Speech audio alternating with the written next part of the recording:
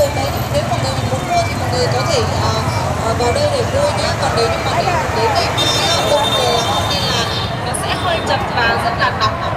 Với lại bọn em đến đây thì không phải là ở đây lâu, ở được mấy hôm thôi, nên là nếu như mà mọi người mà còn cần bọn em tư vấn cái gì thì mọi người có thể lại gần đây và hỏi để bọn em sẽ tư vấn miễn phí một. Ở đây bọn em có cả hàng cách thử có kem chống nắng nè, kem body nè, có cả phấn phủ phấn nước, có kẻ mắt nè, có cả xà bông rửa mặt và có dầu gội nha. Cái bộ dầu gội này của em là bình thường hay nói là dầu gội mỹ phân.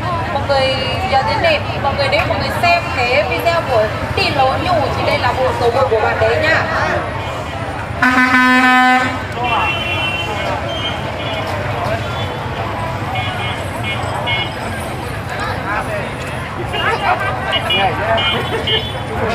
Hello, chồng nhà chồng chị đi bên cha giữa cho cửa.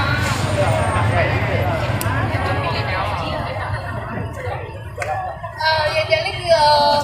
Chồng con cô bây giờ chỗ mình ởตู้chi nên xài dừa thử với nên cháu mình lớn câu là nên sao bao giờ tao nhà tôi mấy chỗ kem chống nắng, kem body, kem chống chìm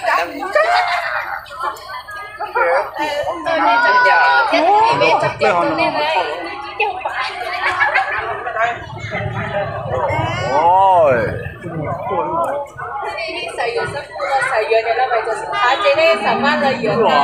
Bila dia kaya, bila kita mau, bila đôi sập hồ là hay đi cha này, đôi sập hồ đó là chén chén kia là chén bé cha thì nó cho nên đúng không? Đúng cả. Chén là đau chứ nữa.คนดอโอเคเจให้ยาลิลิที่สาชลาเบสอะไรเนี่ยสาชลาเบสโตเบสเดี๋ยวเราจะใช้นะเบสก็เดี๋ยวเราเบสเนื้อ đó là hai chúng ta lên chụp bó em chụp bó từ nhớ là chụp bó nhớ em xin chào mọi người, tôi tên là Mỹ Sơ Sông. Theo của bố tôi thì anh chị em không em không biết em không biết tiếng Việt. Ok, có lý do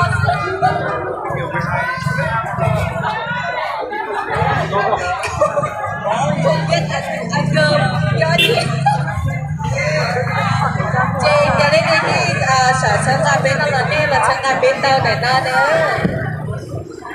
sao nào người tôi sống nhá sẽ hẳn ly thảo cho nên đúng là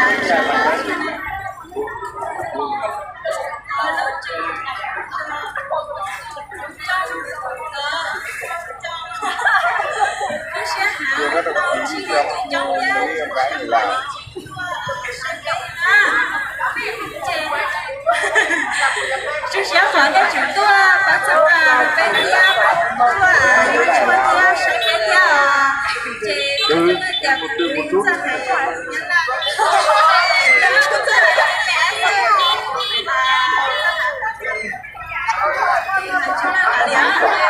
Chị biết là cái gì mèo nhỉ rồi thì không biết ăn cơm. Xin chào mọi người, em tên là Sáu. đúng không ạ? Nó đang giới thiệu như nào? Mông nói tiếng kinh ta học tiếng kinh không, nó đang nói tiếng mông con lấy khóa cổ khóa phá nhà tiếng mông chưa từ để xem em giờ Năm nay em 16 tuổi.